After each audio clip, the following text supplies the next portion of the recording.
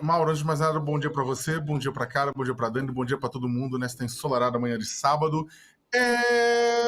Na minha avaliação, não. É claro que o bolsonarismo vai sempre tirar leite de pedra, o bolsonarismo vai. Não importa se o Bolsonaro entrasse armado numa loja do Oxxo para roubar sabão líquido, né? O bolsonarismo ia dizer que era pelo bem da humanidade. Então, não tem jeito, o bolsonarismo vai sempre tentar fazer uma releitura da realidade e vai colar com o Bolsoverso, que é o universo paralelo dos seguidores do ex-presidente Jair Bolsonaro, que se ele falar pula no abismo, eles pulam. Então, esse pessoal, né, mais radicalizado, não tem o que fazer, né? Eles vão. E é claro que os políticos no Senado, na Câmara, em outros lugares do Brasil, que também são seguidores radicais do ex-presidente Jair Bolsonaro, vão falar isso como falariam na hora que Bolsonaro fosse preso após uma ordem de prisão para cumprimento de sentença definitiva. Também ia acontecer da mesma forma. O que acontece é o seguinte, né? E aí, olha, eu venho falando, né, aqui no All News há um ano que o Bolsonaro ia tentar fugir. E aí muita gente, eu tenho um colega meu de outros meios que fala, Sakamoto, não, ele não vai tentar nada na última hora, imagina que vai tentar. Olha, ó, tá aí, ó, só para responder, tentou, né? E não são palavras minhas, são palavras do ministro Alexandre de Moraes e da Polícia Federal. Mauro, o que aconteceu é que foi o seguinte, basicamente o Bolsonaro gabaritou os elementos para uma prisão preventiva. Né? Tentou tirar a tornozeleira eletrônica, havia um risco iminente de fuga, havia uma ação contra a ordem pública, né, que poderia colocar em risco cidadãos, policiais, o próprio ex-presidente, ou seja, ele gabaritou a questão da preventiva. E tudo isso se conecta, como bem explicaram já a Carla e a Dani, né? Você tem o quê? Você tem uma situação em que o filho do ex-presidente, um senador, convoca uma micareta política para frente do condomínio do presidente. Essa micareta, não tenha dúvida nenhuma, ia juntar uma multidão, ia ter um monte de gente que ia para lá, né, entre seguidores fiéis, apoiadores, desocupados, e apareceu uma galera lá na frente. Isso, na verdade, daria, ao que tudo indica, uma bela cortina de fumaça para possibilitar uma fuga do ex-presidente. Né, uma fuga para onde? Para uma embaixada que fica 15 minutos de onde ele está. E dentro de uma embaixada, o Brasil nunca iria invadir uma embaixada para tirar o Bolsonaro lá de dentro.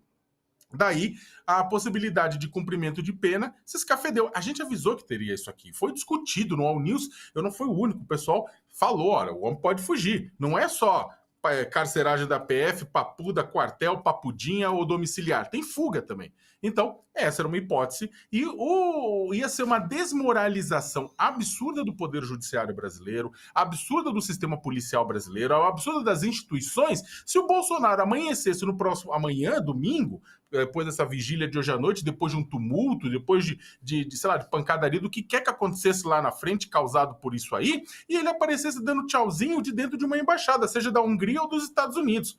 O Bolsonaro, em fevereiro do ano passado, fez um test drive de fuga, um Airbnb de asilo lá na embaixada da Hungria. Depois ele já tinha se escafedido para a Flórida para não ser responsabilizado pelos atos golpistas e pelo 8 de janeiro.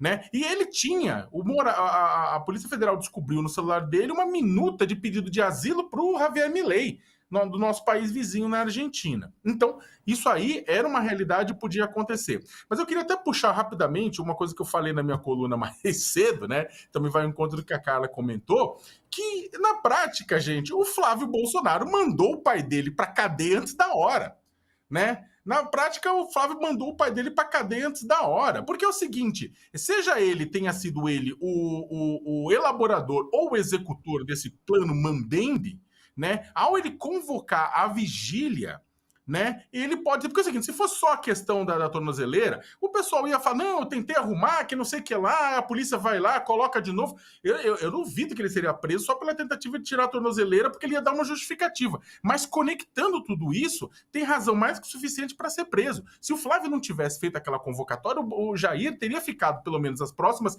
2 semanas, em casa. E o que isso é diferente? Politicamente, inclusive, é diferente. Ia ter uma ordem de prisão, né?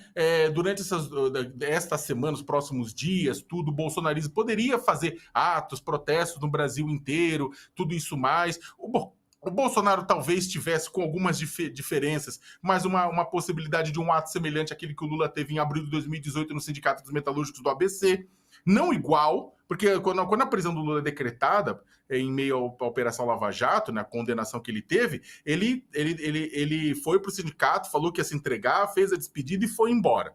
Né? Então, o que acontece? O Bolsonaro não vai ter essa possibilidade, né? Não vai ter, porque provavelmente a prisão dele vai ser convertida desta preventiva na PF por uma definitiva na PF, na Papuda, na Papudinha, porque ele dificilmente vai pegar uma prisão domiciliar logo no começo, haja visto o que aconteceu agora. Isso aqui agora mata a domiciliar do Bolsonaro logo de cara. Não vai ter possibilidade dele ter uma domiciliar logo de cara depois disso que aconteceu.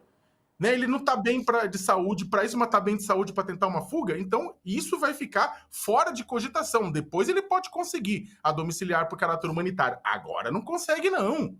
Né? Já estava difícil, agora vai ficar impossível.